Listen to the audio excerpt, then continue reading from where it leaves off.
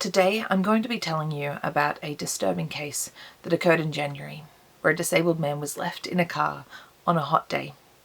It shows disgusting behaviour on behalf of somebody who was meant to be caring for him. Before I get too far into it, hello, my name is Nell, and I have things to say about disability, chronic illness, mental health, and current events. If that sounds like something that interests you, I would love it if you would subscribe to the channel. Come back every second Wednesday for my regular uploads. Make sure you turn your notifications on so you're aware of other videos like this that I make when something strikes my interest. Let me know what you think of my videos in the comments section so that I can have a conversation with you. And if you know of somebody else who might be interested in my videos or the whole channel, please feel free to share a link with them. The incident occurred on Saturday the 13th of January, so just last month, at the Lakeside Joondalup shopping centre in Perth. The victim, I need to call him that because he was the victim of both abuse and a crime, was Jefferson. He was either 26 or 27. There was some discrepancies in the sources I found. He was a man with severe autism, and he is also non-verbal. He was in the care of his long-time support worker, a 37-year-old man. The support worker drove to the shopping centre, and then left Jefferson in the back seat of the car, with his seatbelt buckled, and with only the front windows partially down. He went inside and had lunch by himself, not with Jefferson. He didn't seem to bring anything out to Jefferson. He just went inside and sat down and had lunch. Not only this, but it is alleged that he took Jefferson's money to buy his own lunch without Jefferson's permission. He took cash from Jefferson's wallet to buy his own lunch without permission. A detail that only really struck me after I was reading the second article that specified it was the front windows that were wound down was that this was clearly not done for Jefferson's comfort. If the support worker was trying to make sure that Jefferson was comfortable and safe, he would have wound down the windows in the back where Jefferson was. The fact that it was the windows in the front that were wound down tells me they were wound down for the carer's comfort. He was driving in the front, so he would have wound down the windows in the front. He wasn't thinking about making Jefferson comfortable. That didn't seem to matter. In Western Australia on that day, the average temperature was 39 degrees. In Perth on that day, temperatures reached up to 40.7 degrees. And temperatures can get even hotter inside a car, especially in an outdoor car park. Jefferson was left there for a significant amount of time. Most of the articles say it was for an hour. One article said it was for 2.5 hours. Whatever it was, however long it was far too long. A passerby noticed Jefferson visibly distressed in the back seat. One article said he was beating his chest in pain and he was unable to buckle his seatbelt. Remember, Jefferson is nonverbal. He cannot speak. He cannot raise the alarm when he's in danger. He feels absolutely the same everything as anyone else does. He feels the same apprehension, fear, pain, and distress. He can't voice it in the same way. He relies on the people around him, the people he trusts and the people who know him to help him express himself. People who understand him, people who understand the way he emotes, the way he gestures. His support worker knows this. This is a long-time support worker, somebody who has been working with him over a period of time. Somebody who knows that Jefferson needs the people around him to help give him a voice. His support worker knows this, and this support worker still knowingly put him in a situation where he would need to express himself, and he would have no way of doing so. He would have no one to help him. This is one of the cruelest things that you can do to a nonverbal person, taking away what voice they have.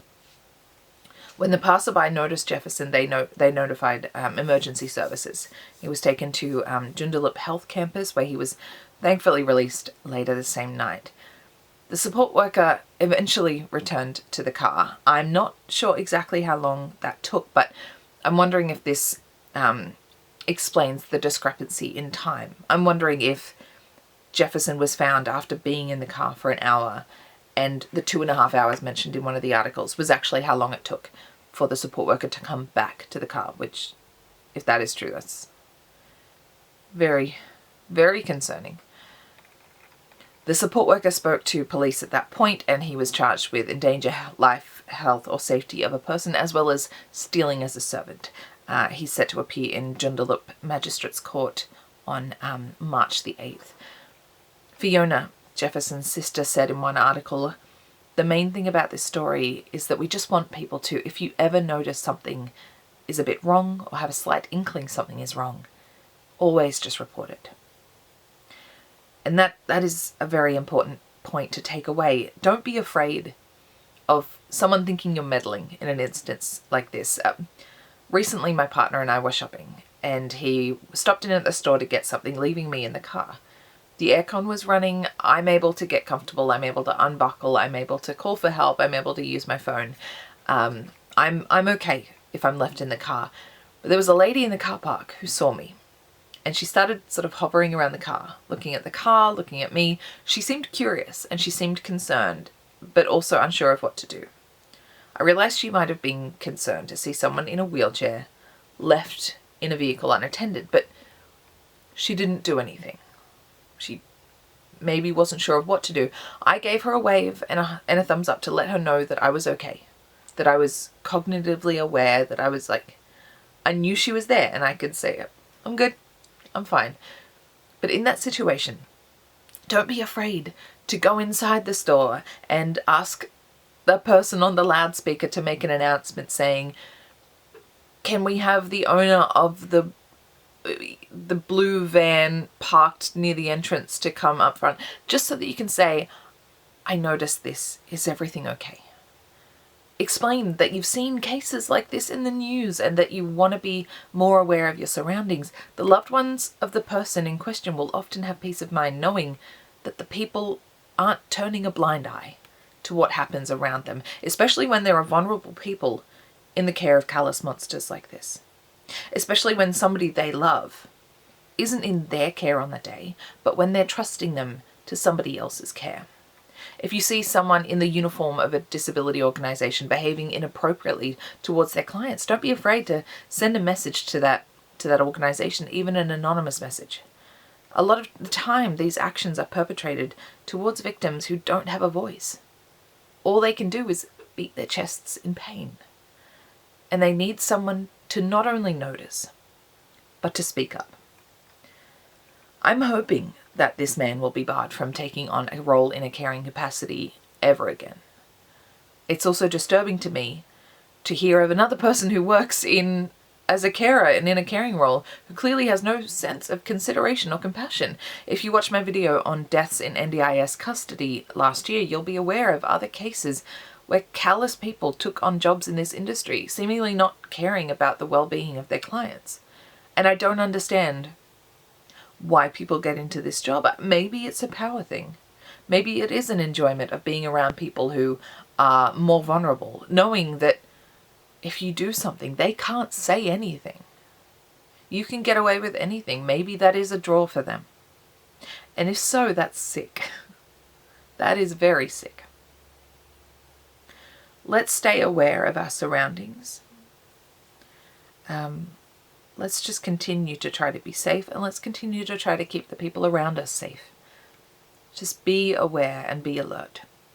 And I'm going to be trying to stay more aware of cases like this. This one I only saw in the news the other day because I was very slow. But I do want to keep more on top of current cases so that I can let you know about them and let you know my thoughts on them too. Thank you for listening and learning with me.